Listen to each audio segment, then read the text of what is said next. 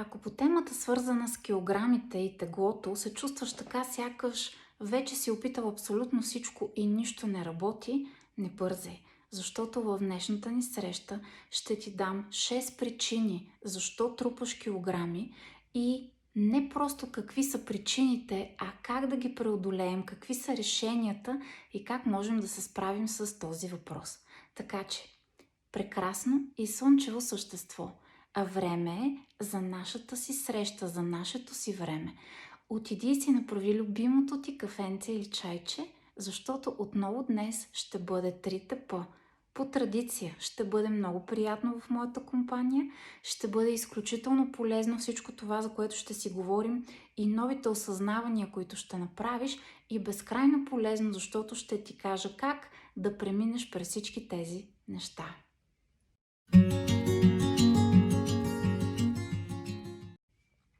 И така, наистина тема, която вълнува изключително много хора и аз съм се опитала да синтезирам в 6 точки нещата, които наистина ти пречат в така наречената битка с килограмите. Всъщност един от главния проблем, свързан с килограмите, е именно факта, че водиш битка с килограмите. Защото всъщност ти се опитваш да водиш битка с най-важното и скъпоценно нещо, което имаш, а това си самия ти. И когато започнеш да воюваш сам срещу себе си, практически никой няма как да спечели тази война. И така, започвам веднага и по същество и вярвам, че нещата, за които ще си поговорим днес, ще отключат неща, с които да си помогнеш по пътя напред. Много важно е да ти кажа нещо, с което много бих искала да започна, защото това е много важно да го осъзнаеш генерално. Няма такова нещо като веднъж завинаги да се справиш с тази тема или веднъж завинаги да намериш решението и то да приключи темата. Всичко това е свързано с процес. Процес, който е обаче насочен навътре към теб. Много хора водят тази битка с килограмите във външен план. То е като да чакаш първо огледалото да ти се усмихне. Всъщност килограмите, независимо дали те са в повече или в по-малко, защото така както много хора се чувстват буквално безнадежно по темата на това, че имат повече килограми, повярвай ми, има също така хора, които се чувстват безнадежно по темата, че са твърде малко килограми и че имат нужда да наддадат. И двете форми обаче са един много важен сигнал на нашето тяло. А това е сигнала, че е време да се погрижиш за вътрешната ти вселена, че е време да се погрижиш за вътрешния ти свят и че нещо там вътре в теб ти дава сигнали и напира, че наистина трябва да обърнеш поглед навътре. Всъщност много хора водят наистина някаква безумна битка с килограмите си, но я водят на външен план. Те искат да отстранят външната част на нещата, без да премахнат причините и без да осъзнаят откъде идва цялото нещо. Така че това е много важно нещо за осъзнаване. Цялото това нещо е процес. Дори всички техники наведнъж да научиш, по-важно е процеса на прилагането на всичко това, за което ще си поговорим сега. Така че не бързай. Много важно е първо да усетиш, че си на пътя и много важно е да осъзнаеш, че тази работа, свързана с килограмите, независимо дали са в повече или в по-малко, тя не е свързана с физическото тяло. Тя е свързана с вътрешния ти свят. И всъщност тялото ти прави огромна услуга, защото то ти дава сигнал, че нещо във вътрешен план копнее и крещи да бъде подобрено и променено. И така, след като направих тази много важна оговорка, защото за мен е много важна позицията, нагласата, с която ще започнеш да слушаш всичко, което ще ти разкажа от тук нататък, защото тук целта не е да ти дам някакви магически отвари и без да правиш абсолютно нищо във вътрешен план, така като с магическа пръчка нещата да се случат. Да, те се случват като с магическа пръчка, но тогава, когато усмихнеш образа, който се оглежда в огледалото, а не да чакаш огледалото да ти се усмихне първо. Първо трябва да направиш нещо за себе си и после тялото веднага ще ти покаже, че си на прав път.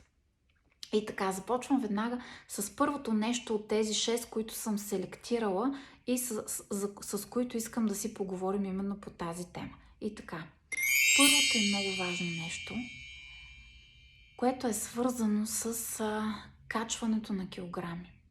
Знам, че може би въобще не си направил тази връзка, но това е неумението ти да казваш не. Нека сега да си представим една такава ситуация. Отиваш на нова работа, много обичаш тази работа, много дълго си чакал, за да започнеш точно на това място, точно при този шеф, точно с тези колеги или точно в тази посока, която чувстваш, че е нещо, което много ти харесва и хармонира. Обаче след време усещаш, че започваш да качваш килограми. Да, ти обожаваш работата си и започваш да се чудиш откъде ти идва всичко това, защо всъщност се случва това.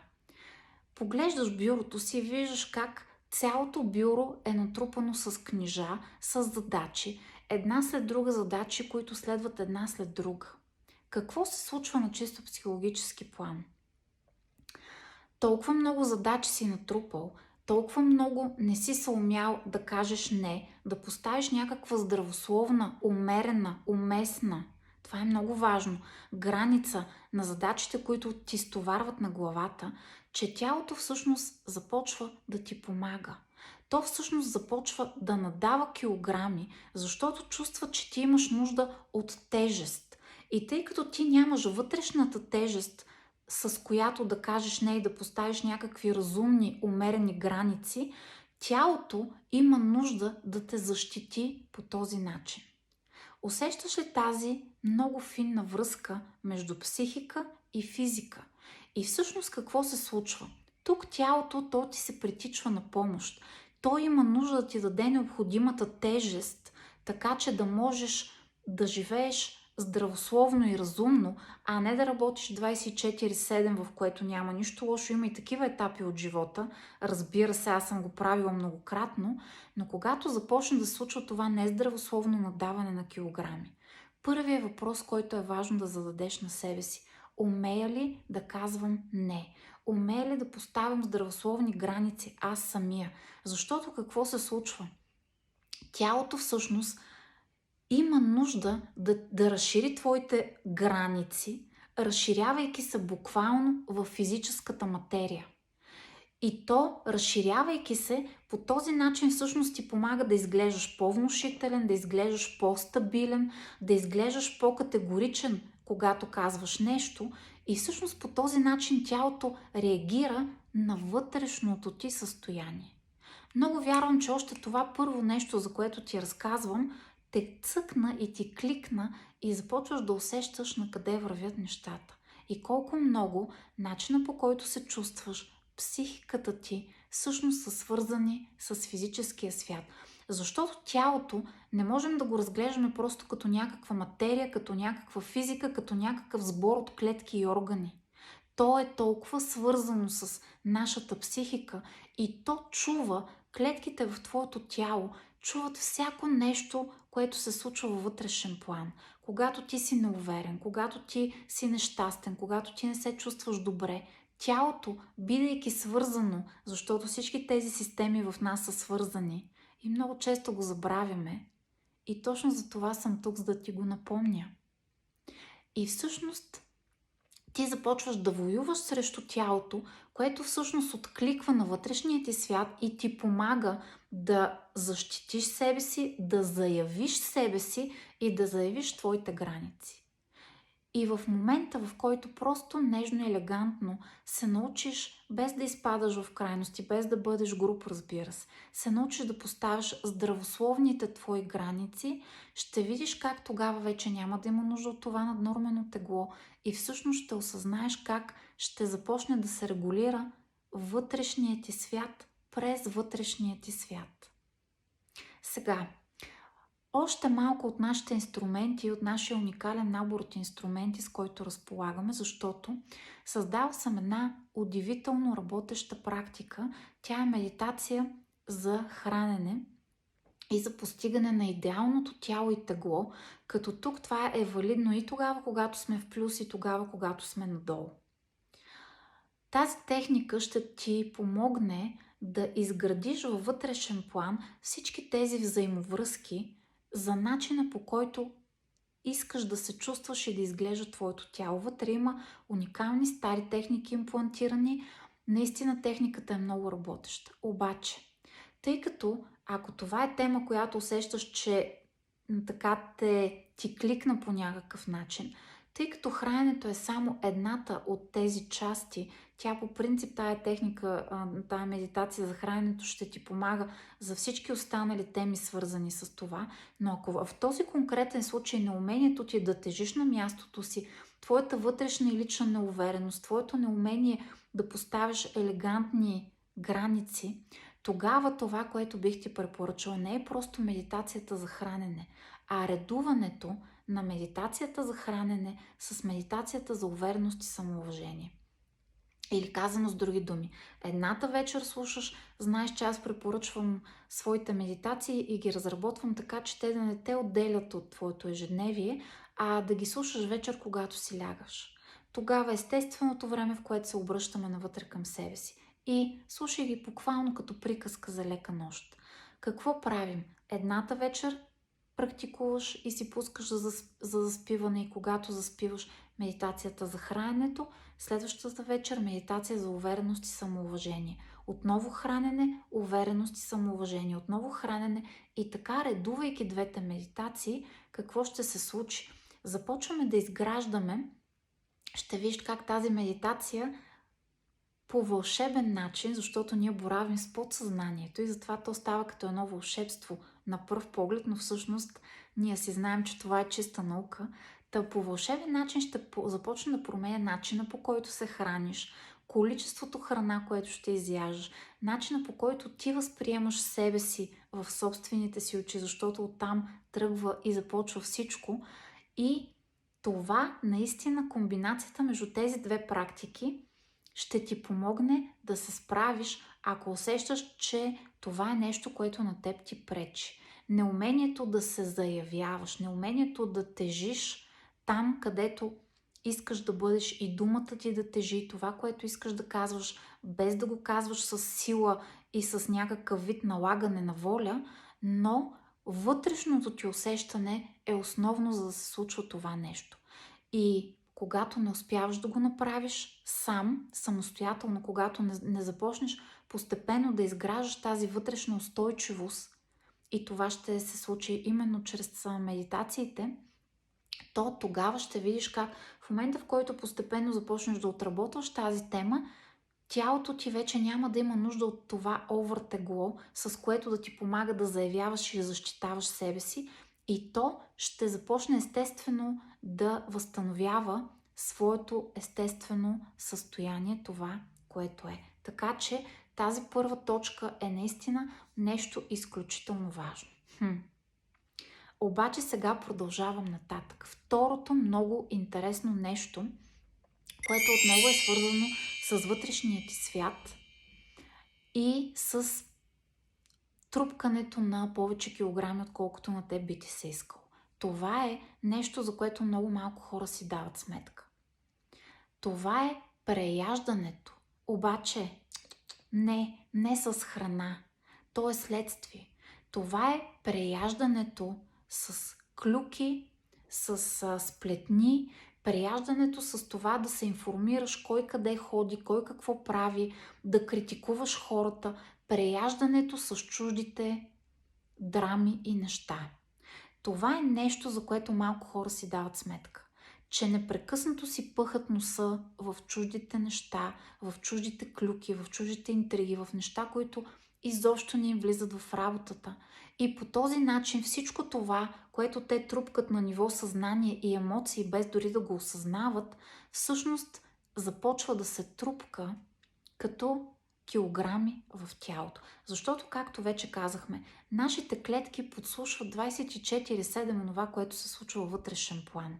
Дори да си много усмихнат и положителен, както в момента е много модерно, и аз много често се шегувам с това как Не е нужно да сме винаги такива мега ухилени.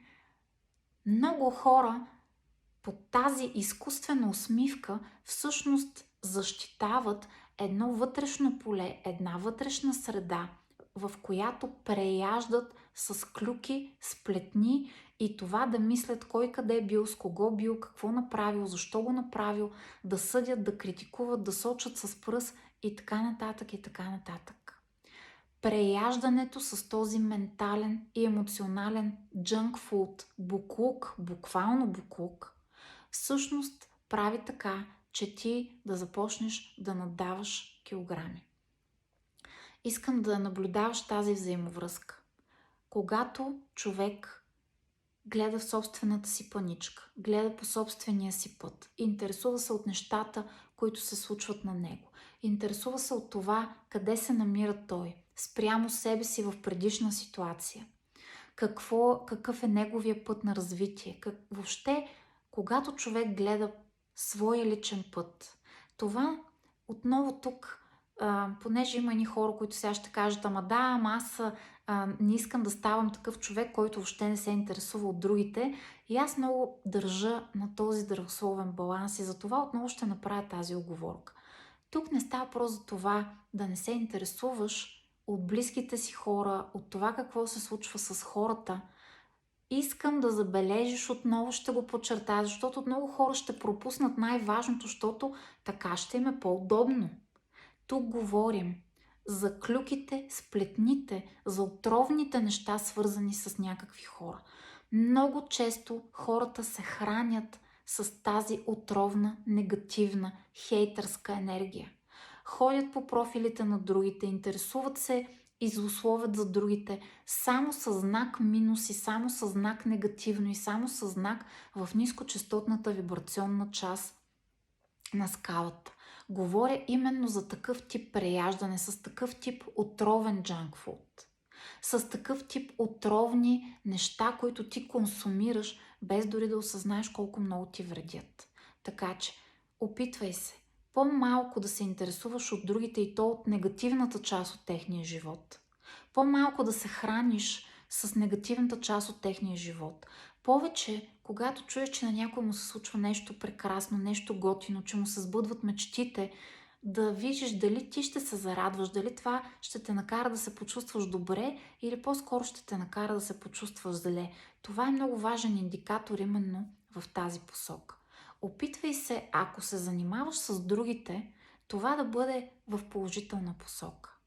Ако не, по-скоро навлез навътре и виж твоя си път, влез си в твоите си обувки, виж какво ще имаш да се погрижиш в твоята си градинка и това наистина ще ти помогне изключително много. Така че второто много важно нещо е преяждането с този емоционален буклук на другите.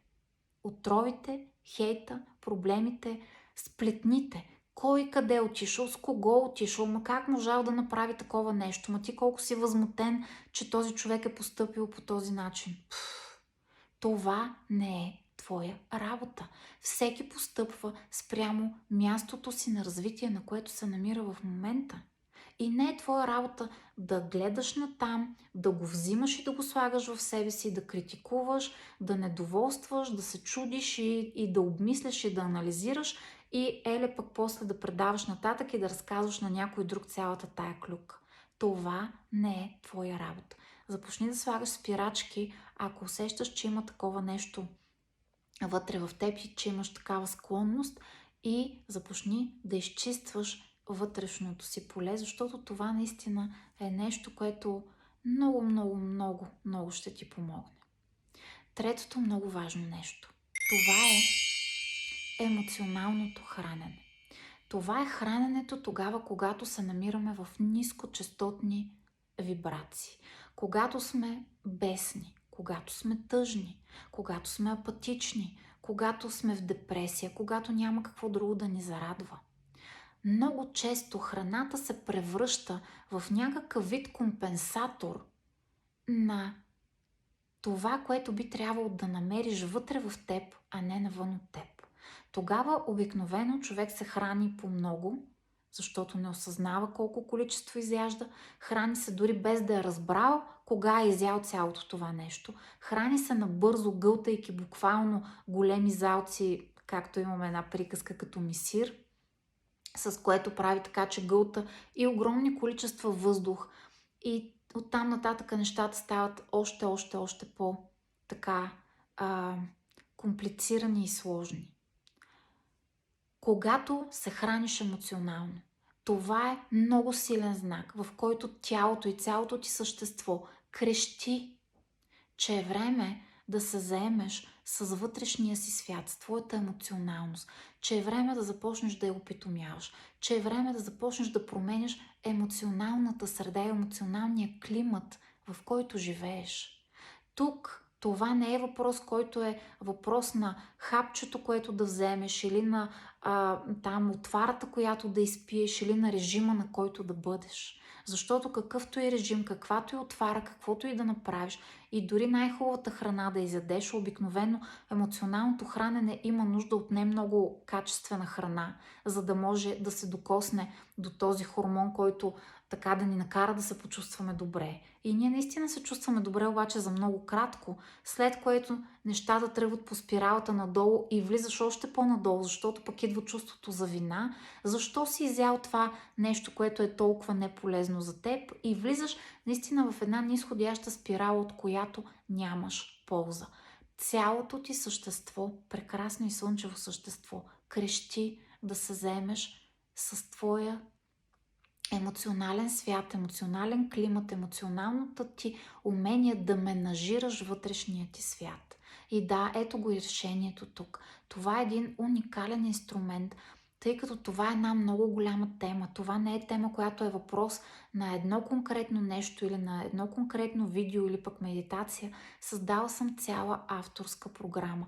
21 дни с 4 медитации. Всяко нещо влиза в точния момент. Умението да менажираш вътрешния си свят е наистина нещо огромно. И това заслужава твоето внимание.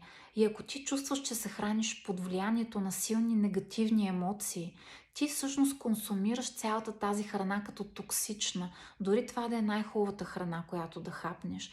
И тогава не е въпроса в външното, което ще вкараш в тялото, а във вътрешната среда, в която живееш, във вътрешния климат, който обуславя времето, което е вътре в теб. Тази авторска програма наистина ще направи чудеса за теб. Разбира се, като всички неща, можеш да ги намериш в сайта milenagoleva.com, а и отдолу в описанието ще сложа линкове към нещата, инструментите, за които говоря. Хората, които ми връщат обратна информация за тази програма, наистина са възхитени от факта, че могат да я правят, когато на тях им е удобно. Така съм разработила, че тя да не те отделя от твоето ежедневие, да не се налага от сутрин до вечер да правиш някакви неща. Всеки ден в продължение на 21 дни има видео, което е от порядъка на около 20-30 минутки. Това е средната продължителност. Можеш така да си го направиш, да си го вкараш по някакъв начин в твоето ежедневие, че, например, всяка сутрин да си изпиваш кафето с едно от видеята в програмата, защото по едно на ден само може да се прави. Така е направена програмата, че не можеш да ги изгледаш всичките за един ден, защото тя не би била и ефективна. Гледаш по едно, практикуваш, медитациите влизат в точно определено време и така започва този истински процес на истинска вътрешна промяна. Защото отново ще кажа, въпросът с килограмите е само върхът на айсберга. То е индикацията, че нещо вътре в нас, което се случва, не е както трябва.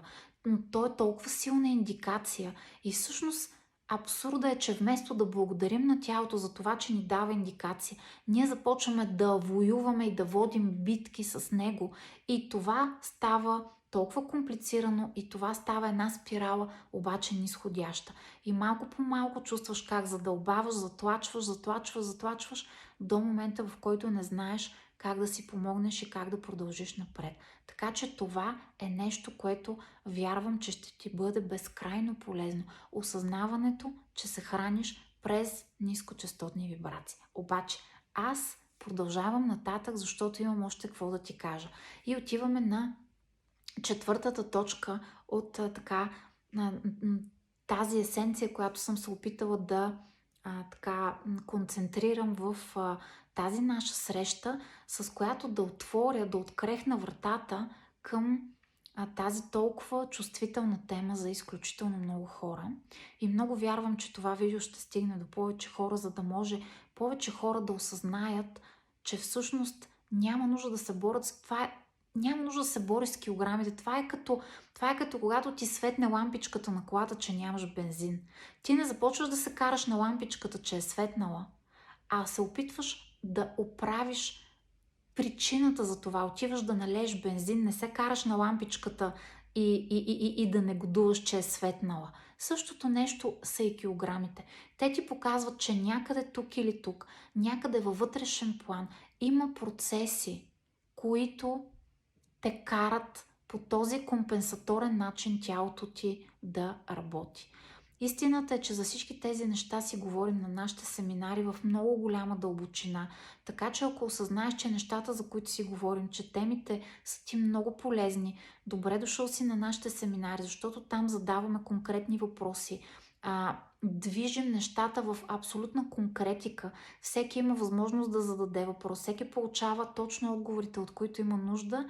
И това наистина е нещо удивително. Не можеш да се включиш по всяко време, само в самото начало на семинар, така че отново можеш да се информираш кога е следващия семинар, който ни предстои. И така, отиваме на четвърта точка, а тя е... Тук наистина смятам, че това е, което ще ти кажа, може би много хора напълно ще го махнат и ще кажат, че това е пълен абсурд, но това е липсата на храна. Или с други думи, пропускането на хранене, диетите много често, ако те не са добре съобразени и ако те не вървят с вътрешния прогрес, който човек да прави, всъщност диетите по-скоро, да, може би малко ще свалиш за малко, обаче след това нещата ще ескалират и ще се върнат с още по-голяма сложност. Защото така е устроено тялото. Всъщност ние го подценяваме твърде много. Тялото е изключително съвършен механизъм, който има невероятни компенсаторни механизми. И всъщност какво се случва, когато пропускаш хранене, когато не се храниш и когато си на някаква безумно строга диета? Не, че съм против цикъла на хранене, не. Сега ще поясня точно какво имам нужда и какво се случва в тялото. И как тялото възприема липсата на хранене и пропускането на хранене. Тялото го възприема като на война. Тялото влиза в режим на война. Всеки път, в който ти пропускаш хранене, тялото влиза в режим на война. Или казано с други думи, тялото си казва така: то влиза в тотален режим на стрес и си казва така: аз не знам кога и дали ще има следващо хранене и затова от тук нататък всичко, което ти ми дадеш да ям, аз ще го използвам, за да го натрупам като маса, за да мога да имам складирани запаси за времето, в което ти ще ме оставиш гладно отново. Чули това? Много важно е да осъзнаваш по какъв начин тялото ти се опитва да работи за теб. Както и в първа точка, както и във втора точка, както и във всички точки, за които ще си говорим. Тялото се опитва да ти помага. То не се опитва да ти пречи или да ти вреди, като надава килограми. И тук тялото какво прави? Когато ти го сложиш в режим на глад, то след това всичко, което му дадеш да консумира, има потребност да го натрупа някъде, за да има после запаси складирани за зимата или, както се казва, за онези по-трудни времена, които евентуално биха настъпили. И всъщност тук решението е точно обратното. Тук решението е редовното хранене, тук обаче въпросът е какви са порциите. И това е една много голяма тема. И аз не съм против циклите на хранене. Знаеш, че аз съм човек, който пости. Знаеш, че аз съм човек, който спазва лунните фази. Когато имаме пълнолуние, когато имаме новолуние. Много често това е идеалният период, в който да си оставиш тялото известно време на облегчен режим, Но това, съобразено с циклите, всъщност подпомагат детоксикирането на тялото, отколкото да му дава това усещане за режим на война и за това, че той е длъжно да те предпази, като направи запаси и съхранява храната под формата на тлъстинки, за да може след това от тях евентуално да може да консумира, за да ти дава енергия. Всичко това всъщност се случва именно и само заради теб. Така че обикновено тези много драстични диети, разбира се, има едни моменти, разбира се, има едни периоди, в които гладуването може да се приеме като лечебно средство, като лекарство. Зависи много от конкретния момент, от здравословното ти състояние. Има моменти, в които някакъв режим на хранене би бил много полезен. Понякога с теб си правим 3-дневни детокси, но тогава ние не оставаме тялото на напълно гладен режим, а правим някакви определени неща в зависимост. Тогава аз ти казвам каква е енергийната среда и те съветвам какво е добре за този енергиен период. Но като цяло, много важно е редовното хранене. Много важно е храната, която избираш. От това с медитацията ще виж как ще започне да се променя. Имам предвид медитацията за храненето. Много важно е по-скоро да поработиш върху количеството, отколкото върху това по-скоро да пропуснеш хранене. И ще видиш, че когато започнеш с авторската ми програма, онлайн курса за емоциите и науката за вибрациите, както съм я нарекла, когато започнеш да успокояваш вътрешния ти свят, когато започнеш да балансираш вътрешния ти климат, когато започнеш малко по малко да ставаш мъдър по отношение на тази емоционална навигация, която имаш вътре в теб, тогава ще видиш, че ти няма да имаш нужда от огромни количества храна, няма да имаш нужда от това да ядеш храна, която е повече въглехидратна, повече мазна, повече такава буклучава храна, пакетирана храна. Тогава самото ти тяло, защото то излиза от позицията на баланса, на хармонията, тогава самото ти тяло ще започне да избира храната, така че тя да бъде в хармония с новата ти вибрация. Или казано с други думи, когато ти се намираш в нискочастотна вибрация, храната, която избираш, разбира се, тя трябва да хармонира на твоето вътрешно състояние. Ти си в нискочастотни вибрации, избираш храна, която е нискочастотна, храна, в която не е жива, храна, която по-скоро е пакетирана, която по-скоро е консервирана, която по-скоро е мазна, вредна и така нататък. Когато подобриш този вътрешен климат през емоционалната си среда, тогава през новата ти честота, на която вибрираш, храната, която ще имаш потребност да избираш, ще бъде високочастотна храна, храна, която е жива, храна, която е пълна с истински нутриенти, храна, която ще храни не само тялото, но ще храни и духа ти, и ума ти, и настроението ти, и нещата постепенно започват да се променят. Имам едно изключително видео, което също ще сложа линкчето отдолу и ти го препоръчвам горещо. То е свързано с това как да въведеш нов навик в живота си. Защото не можеш просто да воюваш със себе си. Много важно е да се учиш да бъдеш последователен.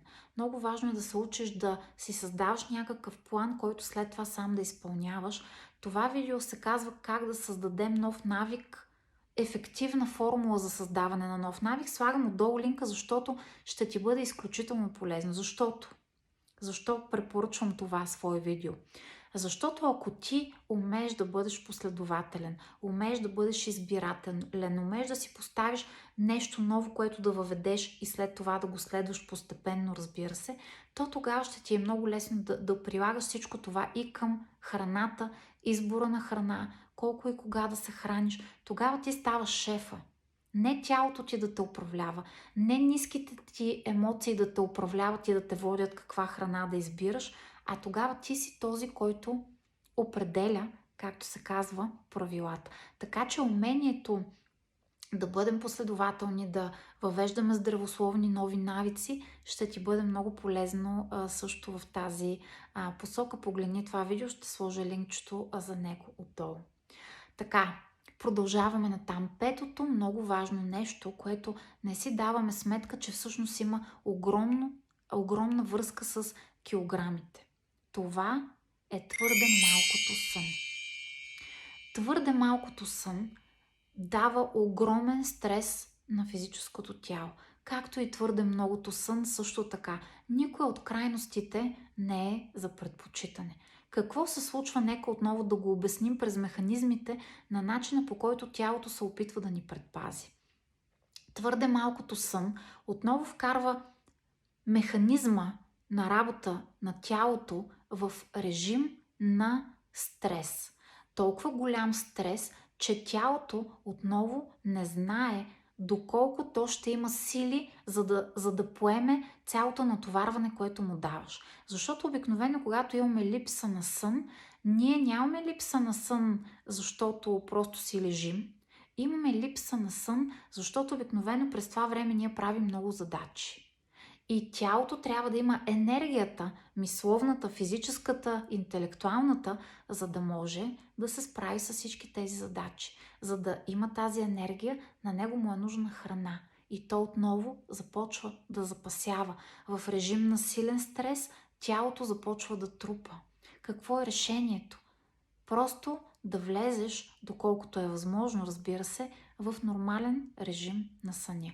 Минимум 6-7 8 часа. Между 6 и 8 часа е най-така доброто съотношение на съня. Сега, разбира се, тук отново не говоря за моменти, в които когато жената ражда, тя трябва да се грижи за своето бебе и това са известен период от време, в което тя спи буквално по 2 часа на денонощие, я има, я няма. Това е един период в моят живот, когато аз дори не знам как съм минала през това, как съм се справила с цялото това безсъние и тогава осъзнах всъщност организма ми колко много скрити сили има в него. Разбира се, че не става въпрос за такива моменти, в които се налага по някаква причина, за някакъв период от време ти да промениш твоя начин. Тук говоря за обичайното ти време за сън, което даваш на тялото. Много хора си лягат твърде късно, защото си мислят, че не могат да заспят на време. След това това се превръща в един порочен кръг и всъщност вместо да си вземат качествения сън, а качественият сън не е от 2 нататък, обикновено един добър сън, добре е някъде 10:30, най-късно 11, дори бих казала 10 часа е идеалното време, доколкото е възможно, отново казвам, в зависимост от твоя начин на живот, но определено съня е нещо, за което е важно да се замислиш. Когато човек седи и цяла нощ се блещи пред монитора на телевизора или на компютъра, за да гледа някакви безумни неща, за да храни отново съзнанието си с някакви неща, които много често дори не са толкова важни, това става един порочен кръг, защото монитор обикновено пречи на процесите на заспиването, отново дава един много сериозен стрес. Особено нещата, които човек вкарва в себе си, гледайки вечер някакви безумни филми или новини или информация, която съвсем не е толкова приятна. Те до такава степен притесняват умът ти и съзнанието ти, емоционалният ти свят, че след това аз дори не знам хората как заспиват нормално в такива случаи. Така че е много важно да се погрижиш за здравия ти сън. Обикновено хората, които медитират редовно, медитацията има тази грижа. Леко заспиване през тези прекрасни послания, които ние изпращаме на подсъзнанието, заспиване през много високочестотна вибрация. Ако обаче си човек, който не медитира и чувства, че трудно заспива или се буди нощем, или съня му някакъв разпокъсан, или буквално цяла нощ не може да заспива сутрин, когато е време да стане, има специална практика за безсънието, невероятен инструмент, който ще ти помогне да отработиш и тази гледна точка, защото съня е изключително важен за здравословното функциониране на всички системи, обаче не само на тялото. Защото тялото, ума, емоциите, духа, душичка, начина по който се чувстваме, те са свързани. Ако ти не дадеш на тялото необходимото време да се презареди, да се възстанови, да се преподреди отвътре, на следващия ден или като се натрупа твърде много безсъние, той мозъкът ти вече няма да работи толкова свежарски. Идеите спират да идват, ставаш малко по-податлив на страхове, на гняв, на негативни емоции, ставаш много по-бързо реактивен. Нещата са свързани. Така че съня, противно на всичко, което си представяш, спи достатъчно, за да бъдеш в идеалната физическа форма. Ето това е нещо, което наистина е прекрасно. Шестото нещо, не на последно място, изключително важно нещо. Много хора си мислят, че добрата физическа форма, в каквато смятам, че се намирам аз, и сравнително през целия си живот с някакви малки изключения съм съумявала да бъда в перфектна физическа форма, и въпреки годините, които имам, смятам, че наистина съм в перфектна физическа форма и смятам, че дори никога не съм се чувствала в по-добра физическа форма, отколкото съм в момента, въпреки че съм имала много по-млади години, в които би трябвало човек да е много по-жизнен, но всъщност с годините аз наистина се чувствам по-жизнена и по-добре физически. Абсолютно факт е това за мен, и хората, с които комуникираме отблизо, знаят, че това е абсолютният факт. И за това не случайно ще ти поговоря за шестото нещо. Килограмите не са въпрос единствено и само на хранене. Те са въпрос и на един много, много важен и ключов компонент. И той се нарича движение. Липсата на движение. Това означава слаб метаболизъм, означава бавно протичащи процеси в тялото, означава недобър тонус на мускулатурата, недобър тонус на сухожилията, недобра кондиция на всички стаи в човешкото тяло. Поддържайки тялото в съвършен баланс, ние подпомагаме мозъка, подпомагаме работата на всички процеси в тялото. Подпомагаме също така своето емоционално здраве и климат.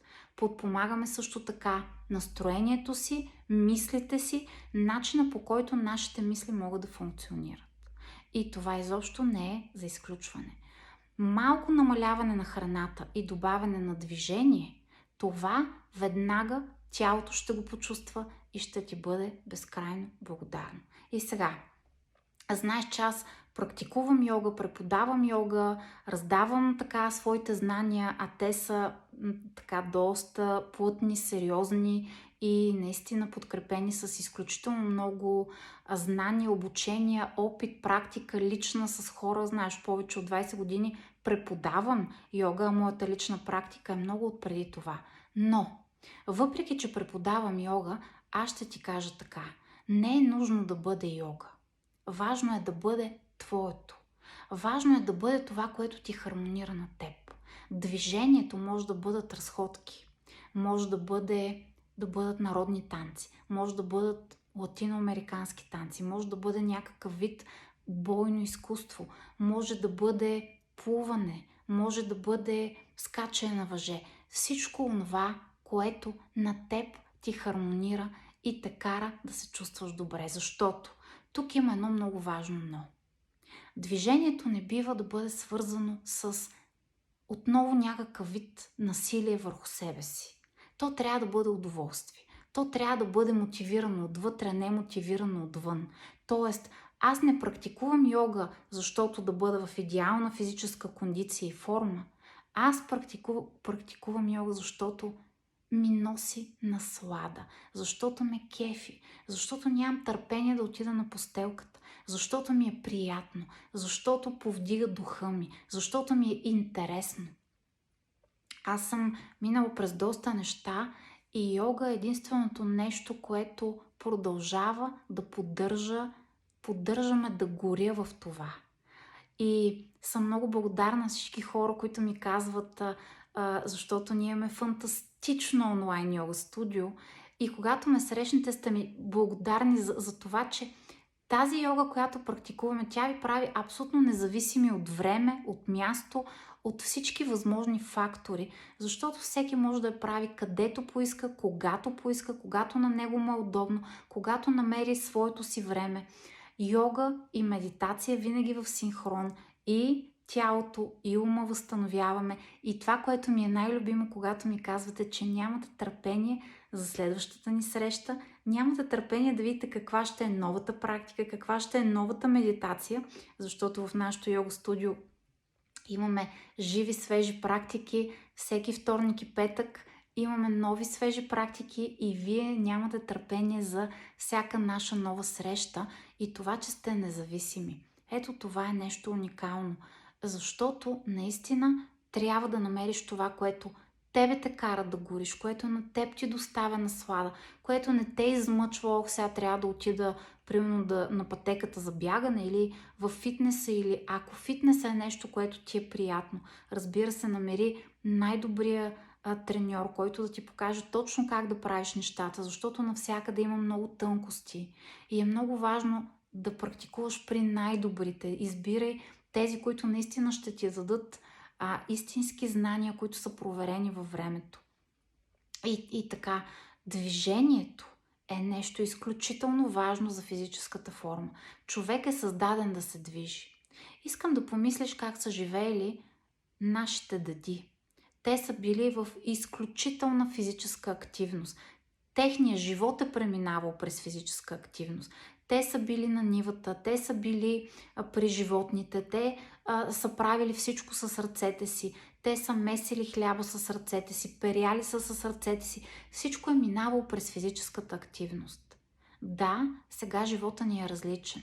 Сега живота ни се промени и точно за това трябва да намираме някакъв здравословен, някакъв приятен, някакъв любим за нас начин, така, щото да се грижим тялото ни да има движение. Движението активира метаболизма, движението активира лимфната система, движението активира системата на чакрите, цялата енергийна система.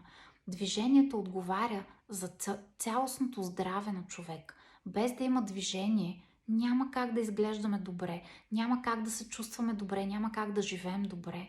Каквото и друго да правим, каквито и процедури да правим, каквито и неща да гълтаме, добавки, каквито и храни да взимаме, ако ние нямаме движение, то тялото няма да може да влиза в този естествен баланс, по естествен начин да детоксикира себе си, защото движението е детокс, особено в една много добра, много изпипана йога практика.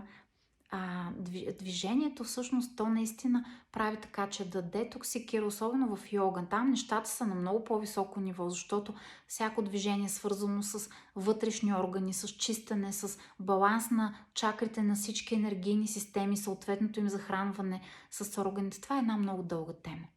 Можеш да опиташ безплатните ни практики, които са направени за напълно начинаещи. Има и за не само напълно начинаещи. Също ще ги намериш в онлайн йога студиото в сайта ми milenagoleva.com. Опитай. Може пък да усетиш, че това е твоето. Може пък да го откриеш по някакъв нов начин, по някакъв различен начин. Така че това, което е важно да се замислиш, да откриеш твоя начин на движение. И то не просто твоя начин на движение, а този начин на движение, който да можеш с лекота да имплантираш в твоята рутина, в твоя начин на живот. Йогата, например, защо я обожавам? Една от причините, защото аз много дълго търсих нещо, което да мога да практикувам, както се казва, до дълбока старост, както се казва, до последно. И осъзнах, че това е перфектната практика за мен. Защото аз съм, признавам си, малко мързелив типаж. Не обичам някакво безумно натоварване, канско натоварване. Аз обичам насладата. И йогата ми дава точно този. За мен това е перфектното нещо. Хем е нещо, което ми носи наслада, хем е нещо, което правя с лекота, хем е нещо, което се грижи за всички нива на физическото ми тяло. И за това открий какво е твоето нещо. Това, което е щадящо, това, което е градивно за теб. И направи така, че да го имаш в ежедневието си. Може да бъде 2 пъти седмично, може да бъде 3 пъти седмично, може да бъде през ден или всеки ден по-малко, но е важно да има регулярност. Важно е, ако го правиш 2 пъти седмично, то да бъде 2 пъти седмично, да бъде разпределено, а не да кажем да бъде един ден да правиш 2 пъти повече и това да ти е за цялата седмица. Така нещата не работят. Трябва тялото да усеща някаква системна грижа, някакво системно отношение и то веднага ще ти се отблагодари и ще ти отвърне със същата обич, с която ти си се погрижил за него. Така че, изключително много вярвам, че тези 6 неща, на които те накарах да се замислиш, са ти били много полезни. Направих така, че тази селекция, защото разбира се, ние няма как да изчерпим тази тема. Тя има много нюанси и поднюанси, в зависимост от начина ти на живот, нещата, през които си преминал, трудностите, с които си се сборил. Вътре в твоето подсъзнание има много неща и механизми, които може би работят в не много положителна посока, но вярвам, че положихме едни много важни основи. Вярвам, че те така накарах да се замислиш по някои неща. Опитах се тези 6 неща да обхващат различните пластове, и психиката, и емоциите, и физиката, за да можеш да осъзнаеш, че тази тема с килограмите, това е тема, която е многопластова. Тя не е просто свързана с физика, с материя, с килограми и с някакви неща, които трябва да направим в света на материята само и единствено. Тя е свързана с всички пластове на твоята същност. И точно за това, ако човек се заеме с един от пластовете на своята същност, обикновено той постига някакъв временен резултат, но той много бързо се връща обратно и всъщност не работи. И затова осъзнаването, че това е процес, осъзнаването, че е много важно с малки стъпки постепенно да го правиш. Това е много важно. Много хора избухват с някакви неща, които правят и само след 2 седмици постепенно тръгва надолу целият ентусиазъм.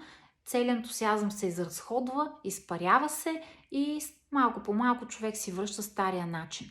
Ако тръгнеш с твърде голямото, обикновенно така се случва. Тръгни с малки промени, тръгни с малки стъпчици, тръгни с осъзнаването, че това е процес. И това не е процес на колко килограма съм, а това е процес как се грижа за вътрешния си свят.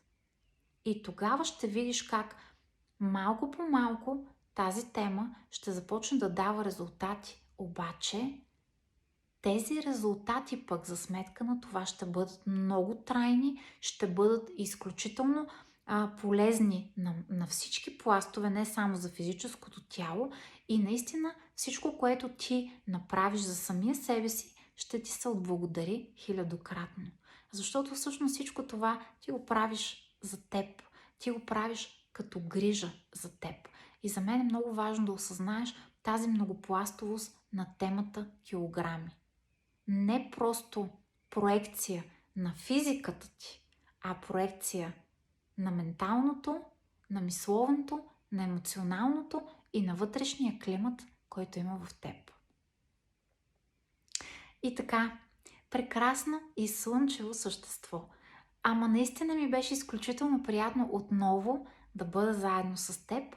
Вярвам, че времето, което посветих на тази тема, ти е било изключително полезно. Вече имаш идея, вярвам, за нещата, които ще започнеш да правиш и да променяш в себе си и наистина да направиш така, че ти и твоето тяло да живеете в хармония, да живеете в мир, да живеете в разбирателство, а не във война и в битка, както повечето хора водят в живота си. Беше ми изключително приятно и това, което искам да направиш веднага, е лекичко да повдигнеш сърцето, миниатюрно милиметър да повдигнеш брадичката и да усетиш как веднага начинът, по който се почувства, се промени и как буквално пусна слънцето в себе си. А онова, което искам да ти напомня е: грижи се за теб. Всеки ден по-малко. Грижи се за теб всеки ден по-малко, защото ти си всичко, което имаш на този свят. Вълшебни да са дните ти и до скоро! Чао, чао!